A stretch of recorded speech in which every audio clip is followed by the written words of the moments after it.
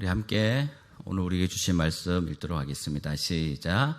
하나님이여 우리를 돌이키시고 주의 얼굴 빛을 비추사 우리가 구원을 얻게 하소서. 아멘. 오늘 우리에게 주시는 이 말씀은 정말 이 시대 가운데 또 여러분들의 그 예배하는 그 처소 가운데 선포되는 말씀임을 우리가 잊지 않기를 원합니다. 사랑하는 지구촌 사랑교회 성도 여러분, 주님의 은혜와 평강이 여러분들의 가정과 또 삶에 충만하기를 간절히 소원하고 또 축복합니다. 어제 오전까지만 해도 우리 예배가 이 코로나 전국의 이 시대 가운데 가정에서 또 교회에서 그렇게 예배를 드리는 평소와 같은 그런 예배로 드리려고 했습니다.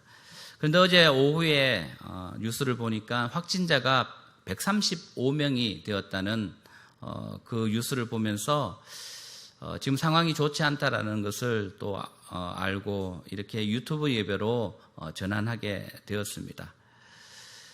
그럼에도 불구하고 오늘 우리가 드려지는 이 예배가 하나님께서 함께 하시고 영과 진리로 드리는 그런 예배가 되기를 간절히 소원합니다. 요 며칠 동안 코로나19 바이러스의 확진자가 100명이 매일 100명을 넘기고 있습니다. 그래서 어제 방역당국에서도 사회적 거리두기 2단계로 격상을 했습니다. 너무나 안타까운 것은 이번 일이 일부 교회에서의 그 전파가 주요 원인이 되고 있다는 것입니다. 정말 이 상황을 부정하고 싶습니다. 정말 이런 일이 일어나지 않았으면 하는 그런 간절함이 있었습니다. 그러나 이제는 정말 부정할 수 없는 현실이 되어버렸습니다. 너무나 안타깝습니다. 우리는 괜찮을 거라고 스스로 믿고 또 안일함 생각에 그렇게 살아왔지 않았나 싶습니다. 이제는 조금 더 우리가 경각심을 갖고 특별히 우리 교회가 더 이 사태 가운데 사회의 본이 되고 또 우리 교회 가운데 그런 어려움들이 없기를 간절히 소원합니다. 또 우리가 기도해야 할 것입니다. 그런데 우리 기도는 주님, 나는 그 바이러스에 걸리지 않도록 해주십시오. 주님, 나는 그 바이러스에 안 걸릴 것이라 믿습니다. 라는 이런 기도가 아닌 주님, 우리를 불쌍히 여겨 주십시오라는 그런 기도가 있어야 할 것입니다. 우리에게 필요한 기도가 바로 그 기도입니다. 오늘 시편의 말씀처럼 하나님이여 우리를 돌이키시고 주의 빛을 비추사 우리가 구원을 얻게 하소서라는 이 말씀처럼 지금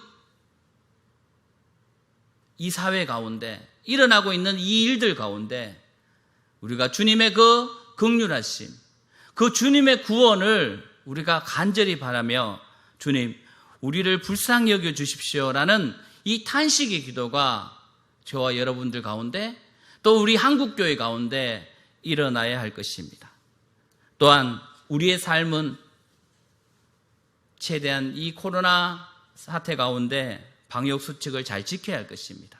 나는 괜찮겠지. 이제 아무 의미 없는 말입니다. 서로 그 방역수칙을 잘 지키면서 또 개인의 절제함과 또 상대를 향한 배려하는 그런 삶이 분명 우리 가운데 요구되고 있습니다. 절제는 여러분들의 각자의 그 삶 속에서 예전에는 당연했던 것, 예전에는 내가 누렸던 것, 그 모든 것들을 이제 조금 더 절제하는 모습이 필요할 것입니다. 예를 들면 여러분들의 어떤 사적인 모임들 또 줄여가야 할 것입니다. 그리고 사람들이 많이 모이는 곳을 좋아하는 분들은 이제 그곳을 찾는 일을 조금 줄이고 절제해야 할 것입니다. 또한 배려의 모습도 중요합니다. 이제는 무증상자가 많이 있다고 합니다. 그래서 내가 언제 어떻게 상대에게 다른 사람들에게 이 바이러스를 전파시키는 그런 존재가 될 수 있다는 겁니다. 그렇기 때문에 늘 마스크를 하시고 또 여러분들의 삶을 조금 더 남을 향한 배려와 또 절제의 삶이 필요하다는 사태입니다. 정말 안타까운 것은 무엇이냐면 이 하루 이틀 사이에 일어난 이 상황을 보면서 세상 사람들은 교회를 향해서 비난하고 있습니다. 그런데 그 상황을 보면서 우리 교회는 그러지 않으니까 괜찮아 라고 생각할 수도 있습니다. 그러나 여러분, 교회가 무엇입니까? 하나님의 그 몸된 교회, 머리 대신 그 교회 가운데 우리가 서로 연결된 지체가 아닙니까? 어떤 교회의 어려움이 곧 우리의 어려움이라는 사실입니다. 그렇게 또 우리가 느껴야 하고 또 그런 마음으로 우리가 기도해야 할 것입니다. 한국교회는 한 몸이기에 그들을 향한 비난이 곧 나를 향한 비난이라 생각하시면서 우리가 좀 더 무거운 마음으로 기도하며 겸손해져야 할 것입니다. 그리고 이 아침에 그런 또 무거운 마음으로 이 자리에 섰습니다. 과거에는요, 교회가 복음이 이 나라를 살리고 또 이 나라의 희망이 되었던 때가 있습니다. 특별히 8.15 광복절을 또 어제 우리가 맞이하면서 일본이 우리나라를 지배했던 그 때를 우리가 한번 되돌아보게 됩니다. 정말 소망이 없었던 때였습니다. 그 일본의 그 식민 지배 안에서 소망이 없었던 그때에 우리 민족의 유일한 희망은 바로 교회였다는 것입니다. 그리고 복음이 잠자고 있던 우리 민족을 깨웠습니다. 그로 인해 3.1 독립만세 운동이 있었고 또 8.15 독립의 중심에 우리 믿음의 사람들이 있었다는 것입니다. 그래서 오늘은 그 75주년 8.15 그 광복절을 기념하면서 하나님께 감사하는 그런 오늘 예배가 되기를 원합니다. 그리고 이 시간에 그 광복의 의미를 되새기면서 우리의 어떤 신앙, 우리의 믿음의 삶에 있어서도 그 광복의 의미가 적용되고 또 실천되는 그런 은혜가 우리 가운데 있기를 간절히 소원합니다. 1945년 2차 세계대전이 이제 끝날 무렵이었습니다. 그때 미국은 8월 6일 날 일본 히로시마에 원자폭탄을 투하합니다. 그리고 3일 후에 8월 9일 나가사키에 원자폭탄을 투하합니다. 일본의 어떤 주요 도시였던 그 히로시마와 나가사키에 원자폭탄이 터지고 또 그곳에 많은 피해가 일어남으로 인하여 결국 8월 15일에 정오 일왕은 항복을 선언합니다. 일왕의 항복 선언으로 우리나라는 독립의 날로, 그러나 일본은 패전의 날로 세계 역사에 기록되었습니다. 그런데 너무 안타깝게도 아직도 일본은 그들의 어떤 잘못을 진심으로 반성하지 않고 있습니다. 전쟁 범죄자들에게 아직도 제사를 지내면서 그들은 여전히 예전의 모습으로 다시 돌아가려고 하는, 그들만의 영광을 찾으려고 하는 그런 안타까운 모습, 어리석은 모습을 일부 정치인들이 보여주고 있습니다. 그래서 이 8.15는요 정말 기쁜 날입니다. 우리 민족들이 그 고통과 아픔 속에서 다시금 자유를 얻게 되는 그런 날입니다. 그리고 우리는 8월 15일을 광복절이라고 그렇게 말하고 있습니다. 대부분 독립을 했기 때문에 독립일이라고 그렇게 부를 수도 있을 것입니다. 그런데 왜 우리는 이 날을 광복절이라고 불렀을까요?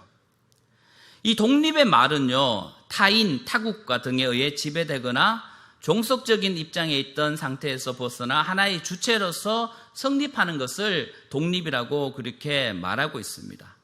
그래서 식민 지배를 받았던 많은 나라들은요, 그 지배에서 벗어나 자유를 얻은 그날을 대부분 독립일이라고 그렇게 말하고 있습니다. 그런데 우리는 광복절이라고 얘기합니다.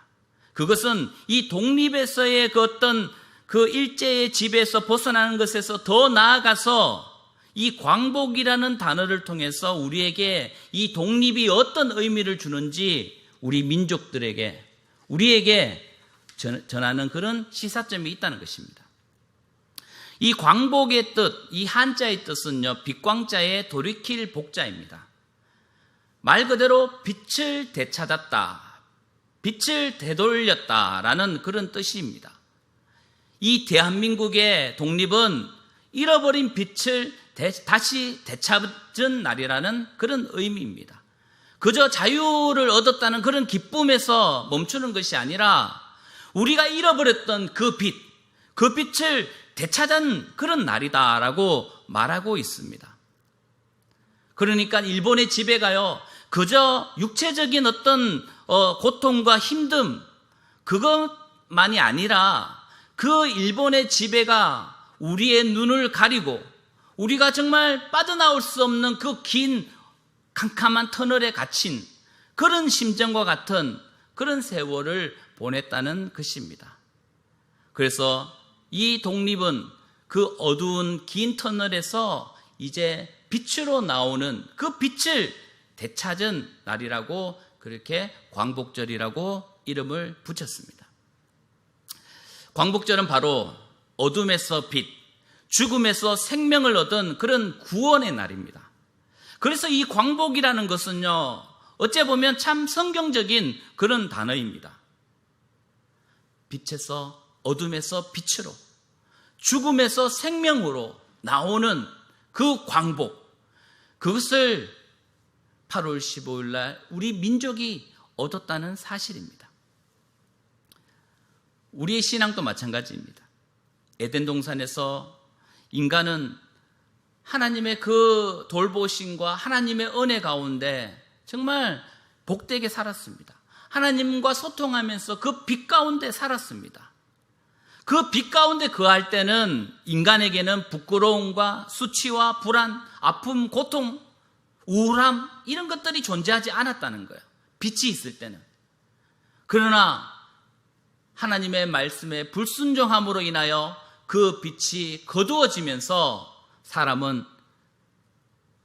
죄 가운데 거하게 되고 부끄러워하고 또 수치스러워하고 불안해하고 아파하고 고통스러워하고 우울함에 빠지게 되는 그런 인생을 살 수밖에 없었다는 것입니다. 그리고 에덴에서 쫓겨나면서 인간에게는 그 상처가, 버림받은 상처가 우리 인간에게 지금도 이어져 오고 있다는 것입니다.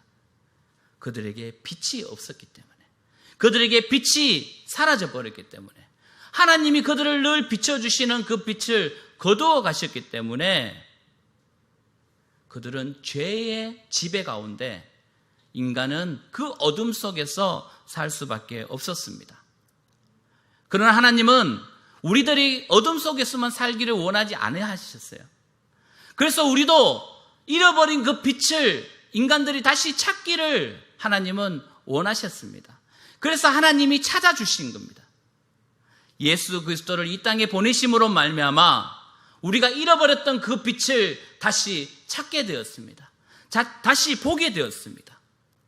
요한복음 1장 4절은 이렇게 말씀하고 있습니다.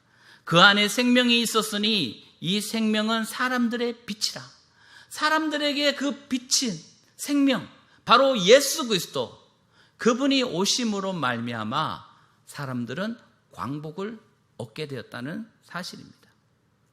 예수님 안에 생명이 있었습니다. 그 생명은 바로 빛이었습니다.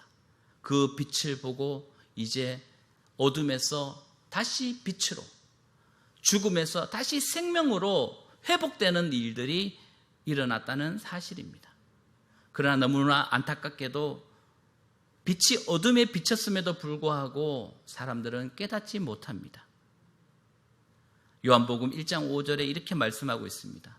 빛이 어둠에 비침에 어둠이 깨닫지 못하더라. 예수님이 우리의 어떤 그 어둠, 그 긴 터널, 그곳에서 빛으로 오셔서 우리를 구원해 주셨음에도 불구하고 사람들은 깨닫지 못했다는 사실입니다. 75년 전 일본의 지배에서 우리 민족은 벗어났지만 그 당시에도 독립이 있었지만 그럼에도 불구하고 그 일본의 권력에 기생하면서 살았던, 동족의 피를 빨아먹으면서 살았던 그 사람들은 독립을 원하지 않았습니다. 심지어 독립이 되었음에도 불구하고 그들은 깨닫지 못했습니다. 마치 인간에게 오신 그 빛 대신 예수 그리스도, 그분을 보고서도 깨닫지 못하는 것처럼 이 민족 가운데 독립이 있었지만, 광복이 있었지만 여전히 지금도 정신적으로 일본의 지배에서 벗어나지 못한 그런 일제의 잔재에 사로잡혀 살고 있는 사람들이 있다는 사실입니다. 아직도 그들은 광복을 하지 못했습니다. 빛을 되찾지 못한 사람들이 여전히 존재하고 있다는 것입니다. 이처럼 아직도 빛 대신 예수 그리스도를 깨닫지 못하고 여전히 죄 가운데, 어둠 가운데 살아가는 사람들이 지금도 존재하고 있습니다. 너무나 많습니다. 그들이 그 빛을 보고 그 빛을 깨닫고 그들에게도 광복이 있기를 간절히 소원합니다. 그 빛을 발견한 사람에게는 하나님의 자녀가 되는 권세를 주셨다고 요한복음 1장 12절은 말씀하고 있습니다.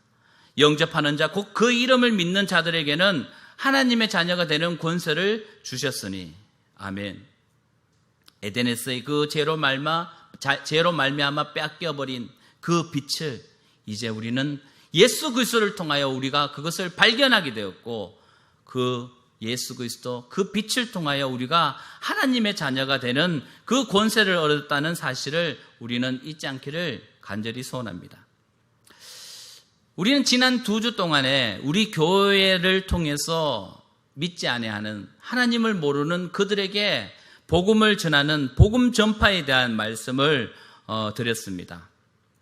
오늘은 우리가 이제 빛을 소유한, 그 예수 그리스도의 빛을 소유한 사람으로서 어떻게 살아가야 할지, 또 그 광복의 빛을, 광복의 기쁨을 우리가 지금 누리고 있는지 한번 우리 스스로를 한번 살펴보는 그런 시간이 되었으면 좋겠습니다. 빛을 되찾은 그 기쁨, 즉 광복의 기쁨에 그런 유효 기간이 있을까요? 어떤 분들은 그 광복의 기쁨을 평생 동안 마음에 간직하면서 살아가는 분들도 있을 것입니다. 그런데 어떤 분들은요, 그 광복의 기쁨은 잠깐뿐이요, 또다시 예전에 어떤 그 누군가의 그 지배 속에서 살았던 것처럼 그런 모습으로 살아가는 사람들이 있다는 것입니다. 우리들도 예수를 만나고 예수의 빛을 우리가 되찾고 그 예수의 빛 가운데서 우리의 인생 평생을 그 기쁨 속에서 살아가야 함에도 불구하고 그 기쁨은 잠시 잠깐뿐, 그 구원의 감격은 잠시 잠깐, 또다시 우리 인생 속에서 나를 가로막고 나를 사로잡는 그런 어둠의 권세 가운데 눌려 살지는 않은지 한번 살펴봐야 할 것입니다. 하나님은 우리에게, 예수님은 우리에게 너희들은 세상의 빛이다라고 그렇게 말씀해 주셨습니다. 그래서 예수 그리스도의 빛을 받은 우리들도 세상을 향해서 빛을 발하는 그런 존재로 우리가 살아가야 합니다. 그런데요, 그 빛을 받았지만, 내 손에 그 빛이 있지만 우리는 어느새 그 빛을 숨겨버리는 그런 잘못을 하고 있다는 것입니다. 그런 실수를 하면서 살아가고 있다는 것입니다. 누가복음 11장 33절은 이렇게 말씀하고 있습니다. 등불을 켜서 숨겨두거나 대박으로 덮어두는 사람은 없다. 누구나 등경 위에 얹어둔다. 그래야 방 안에 들어오는 사람들이 그 빛을 볼 수 있지 않겠느냐. 아멘. 빛은요, 숨겨두지 않습니다. 빛은요, 무엇인가 그릇으로 덮어두지 않습니다. 그 빛은요, 그 방을 환히 비추기 위해서 존재하는 그것이 바로 빛이라는 사실이에요. 예수 그리스도의 빛이 우리에게 비치고 또 우리가 그 빛을 소유하면서 살아가는 데 있어서 그 빛은 마땅히 그가 살아가고 있는 그 공간을 환히 비춰야 함에도 불구하고 그 빛을 비추지 못하고 오히려 숨겨버리는 그런 사람들이 있다는 것입니다. 저와 여러분들의 삶은 어떻습니까? 그 빛을 환하게 비추고 살아가고 있습니까? 그 광복의 기쁨을, 구원의 기쁨을 누리고 살아가고 있습니까? 아니면 그 빛을 꼭꼭 숨겨두고 있습니까? 사람들이 보지 못하게 그렇게 감추고 있습니까?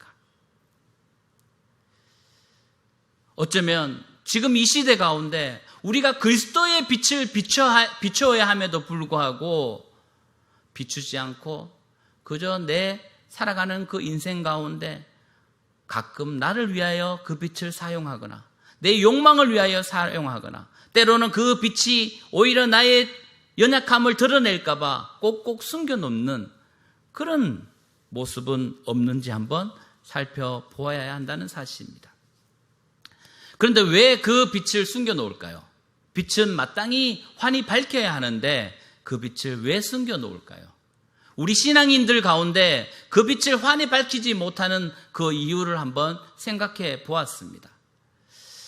지난번에도 말씀드렸듯이 우리는 이 신앙을 나의 어떤 욕망의 도구로 사용하는 사람들이 너무나 많습니다. 내가 잘 먹고 잘 살고 내가 복받고 건강하기 위해서 우리가 신앙생활을 하면서 살아왔던 그런 시간들이 있었습니다.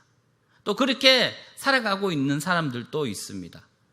그 사람들에게는요, 예수 그리스도의 그 빛은 그들이 꼭꼭 숨겨둡니다. 왜? 나만 보려고. 그 빛을 나만 사용하려고. 그렇게 그 빛을 꼭꼭 숨겨놓는 그릇으로 그 빛을 덮어버리는 그런 삶을 살아가는 사람이 있습니다. 그런데 여러분, 그 빛을 나를 위하여만 사용하다가 숨겨놓다가 결국은 그 빛은 산소가 공급되지 못하면 꺼져버린다는 거예요. 나를 위해 사용하려는 그 빛이 오히려 그 빛의 효력을 발휘하지 못하고 오히려 꺼져버리는 그런 일들이 있다는 것입니다. 그 빛은 늘 산소가 풍부한 곳에 두어야 합니다. 많은 사람들이 함께 그 빛을 누려야 합니다. 그러지 못한 자신의 욕망에 사로잡혀 그 빛을 사용하는 사람, 그 사람은 그 빛을 늘 숨겨두고 예수 그리스도의 빛을 온전하게 사용하지 못하는 그런 사람들이 있다는 사실입니다. 그리고 왜 빛을 그렇게 숨겨놓을까요?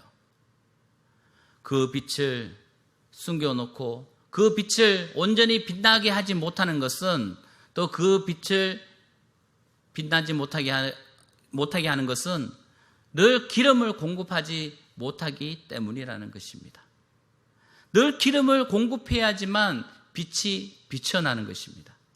그런데 우리의 인생 속에서 늘 기름을 공급해야 한다는 그 어떤 사명, 그 책임을 잊어버리고 그저 우리 인생을 살아가는 그 예전의 나의 모습 속에서 허덕이다가 결국 그 빛이 환히 비치지 못하게 기름을 공급하지 못하는 우리의 삶이 있다는 것입니다. 예수 그리스도께서 받은 그 빛의 감격, 그 기쁨을 우리는 신앙생활이라는 것을 통하여 늘 그 빛이 계속 타오를 수 있도록 기름을 공급하듯이 우리가 늘 주님께 기도하고 예배하며 말씀을 통하여 그 빛을 밝혀야 함에도 불구하고 그 빛을 숨겨놓다가 결국 그 빛이 꺼져버리는 그런 일들이 우리 가운데 종종 있다는 사실입니다. 그렇기 때문에 우리는 어려운 상황 속에서도 또 우리의 삶이 고단하고 힘들고 고통스럽다 할지라도 우리가 살 수 있는 그 유일한 방법은 내 앞길을 비추는 그 빛, 내 인생을 비추는 그 빛에 우리가 끊임없이 기름을 공급하는 또 그 기름이 주님으로부터 공급받는 그런 일들이 우리 가운데 있어야 할 것입니다. 신앙생활 속에 그런 모습이 있어야 한다는 것입니다. 그런데요, 실질적으로 우리가 어두운 밤에 꼭 필요한 것은 바로 빛이지 않습니까? 우리의 인생길에도 꼭 필요한 것은 바로 예수 그리스도의 빛이라는 사실입니다. 그런데요, 우리 눈에 보이는 그 어둠에는 빛이 필요하다는 것을 알지만 우리의 영의 어둠 속에서 살아갈 때 빛이 필요하다는 것을 알지 못하고 끊임없이 세상에서 나의 영혼의 그 갈급함과 나의 영혼의 그 어둠을 밝힐 것을 찾아다니는 그런 어리석은 모습이 우리 가운데 있다는 것입니다.